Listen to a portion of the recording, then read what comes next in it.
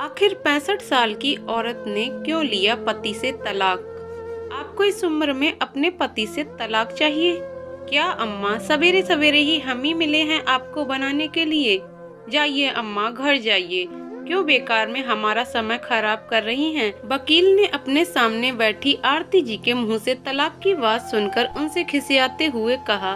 तो आरती जी ने बड़े ही कड़क लहजे में कहा, मैं मजाक नहीं कर रही हूँ, मुझे अपने पति से सच में तलाक लेना है। मौके की नजाकत और आरती जी की दृढ़ता के सामने आखिर वकील ने तलाक के कागज तैयार कर दिए और आरती को पेपर देते हुए बोला कि इस पर अपने पति के साइन ले लीजिए, फिर मैं केस दायर करूंगा। आरती जी ने पेपर लाकर सीधे अपने पति दिनेश के सामने रख दिए और बोली, मुझे आपसे तलाक चाहिए अपने बच्चों की भलाई के लिए। अब मैं आपके साथ नहीं रह सकती। जिसे सुनते ही दिनेश आरती पर चिल्लाते हुए बोले, पागल हो गई है क्या? तू जो बुढ़ापे में तलाक का भूत सर पर चढ़ गया, ये सब करके तू क्या साबित करना चाहती है? यही कि एक स्त्री किसी भी उम्र में मर्दों से छुटकारा पा सकती है, उसे जिंदगी भर सहन करने की कोई जरूरत नहीं है। और साथ में ये सीख भी देना चाहती हूँ कि सारी उम्र सहने की जो गलती मैंने की, वो गलती कोई और औरत ना करे। आरती ने शांत लहजे में कहा तो दिनेश उन पर और भी चिढ़ते हुए बोले, और इस बुढ़ापे में तुम जाओगी कहाँ? क्या खाओगी, कहाँ रहोगी? दिनेश जी की बात सुनकर आरती जी चुप रह गईं, क्योंकि यही कुछ सवाल थे जिनकी वजह से उन्होंने सारी उम्र अपने पति की ज्यादती सही थी। 18 साल की थी आरती जब उनके पिता ने उनकी पढ़ाई छुड़वा उनकी शादी सरकारी नौकरी और खेतीबाड़ी देखकर दिनेश से कर दी थी। अपने पुरुष होने के दंभ से भरे दिनेश ने आरती को हमेशा अपने पांव की जूती समझा। ये एक ऐसा रिश्ता था जिसमें प्यार, मान, सम्मान सब एक तरफा था। आरती का जी तो करता कि इस घुटन भरी जिंदगी को छोड़ दे, पर उसकी माँ ने बचपन से ही उसे घुट्टी पिलाई थी कि बिटिया, मायके से बेटी की डोली उठती है और ससुराल से अर्थी।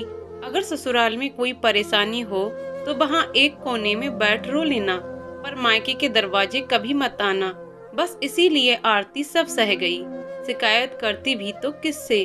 कौन सहारा बनता उसका? भगवान की कृपा से 5 साल में ही वो 2 बेटों की माँ बन गई, तो उसने जी जान लगा दी कि उसके बेटे अपने पिता जैसे ना बने। पर कहते हैं कि बच्चे बताने से ज्यादा देखने से सीखते हैं, इसीलिए औरत पर हाथ उठाना, उन्हें इज्जत न देना, बात में उन्हें और उनके मायके वालों को गालियां देना आम बात थी। समय के साथ दोनों बेटों की शादी हो गई। बड़ी बहू गरीब परिवार से थी तो वो आरती की तरह ही सहने लगी, और छोटी बहू पढ़ी लिखी अच्छे परिवार से थी तो अपने पति को समझा बुझा इस नरक से निकल अलग रहने लगी। समय आगे बढ़ गया था, सब बदल गया था, पर नहीं बदली थी तो आरती की जगह। आरती आज भी दिनेश के जूतों में लगी एक धूल भर थी, जिसे वो जब चाहे पैरों के नीचे रौंद सकता था। आरती और उसके आईने को स्याह चेहरा देखने की आदत हो गई थी। अब वो नीले निशान उसकी जिंदगी का हिस्सा ही तो थे, पर कल जो हुआ उसके बाद जैसे आरती का सोया जमीर जाग गया। कल बड़ी बहू का बेटा क्रस और बेटी जिया खेल रहे थे, जिसमें क्रस किसी गलती पर जिया को गालियां देते हुए पीट रहा था और जिया आराम से पिट रही थी। तभी उसके एक छोटे से दोस्त ने जिया को बचाते हुए पूछा, जिया, तुम पिट क्यों रही हो? तुम क्रस को पलटकर मार क्यों नहीं रही हो? तो जिया बड़ी मासूमियत से बोली, मैं लड़की हूँ ना, तो लड़कियाँ लड़कों का विरोध नहीं करती, वो तो बस ऐसे ही पिटती हैं। मेरी दादी, मेरी माँ भी यही करती हैं। ये सब देख सुनकर 65 साल की आरती सन्न रह गई। जो उसने सहा उसको देखकर बहू तो बहू, पोती भी बिना किसी विरोध के सब सहने को तैयार हो गई थी। उसे लग रहा था जैसे जिया ने उसको अपने भविष्य का आईना बना लिया था। बस तभी उसने ठान लिया कि वो अब अपने पति को तलाक देकर अपनी पोती को पढ़ा लिखा कर ये समझाएगी कि स्त्रियां कभी भी ऐसे पति से छुटकारा पा सकती हैं जो उनकी इज्जत ना करता हो। तभी आरती को चुप देखकर दिनेश गुर्राता हुआ बोला, निकल गई सारी हैकड़ी, लाओ लाओ पेपर दो, साइन कर दूं, जाओ जहां जाना हो। तभी आरती दिनेश के सामने पेपर रखते हुए बोली, आप साइन करो, मैं अकेली रहूंगी, गुजारा करने के लिए कुछ गुजारा भत्ता आप देंगे और मैं भी अपनी उम्र के हिसाब से कुछ न कुछ काम कर लूंगी। कभी आरती को खर्च करने के लिए 5 रुपए हाथ पर न रखने वाले दिनेश को गुजारा भत्ता देने की बात कैसे हजम होती। इसीलिए उसने हमेशा की तरह चिल्लाते हुए उस पर हाथ उठाना चाहा, पर इस बार दिनेश का हाथ आरती ने बीच में ही पकड़ लिया और गुस्से में बोली, बस बहुत हुआ। अभी तक आपने हाथ उठाया क्योंकि मैंने कभी विरोध करने की कोशिश नहीं की, पर अब नहीं।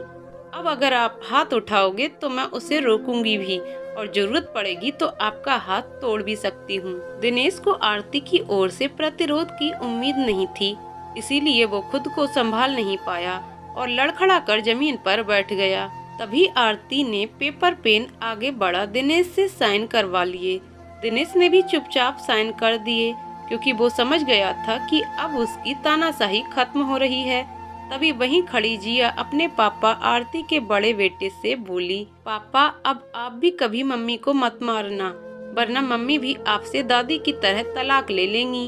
उसकी बात सुनकर आरती मन ही मन मुस्कुरा दी। दोस्तों, ज्यादातर हम स्त्रियां सारी उम्र बस यही सोचकर अपने पति के जुल्म सहते रहते हैं क्योंकि हमारे पास रहने और खाने की व्यवस्था नहीं होती। पर हम ये नहीं जानते कि ये कानून है कि पति पत्नी दोनों में जो एक आर्थिक रूप से सक्षम नहीं होता उसे दूसरे को गुजारा भत्ता देना होता है। तो आपको मेरी ये कहानी कैसी लगी कमेंट करके जरूर बताइएगा। कहानी पसंद आई हो तो वीडियो को लाइक शेयर करें और चैनल को सब्सक्राइब करें। धन्यवाद।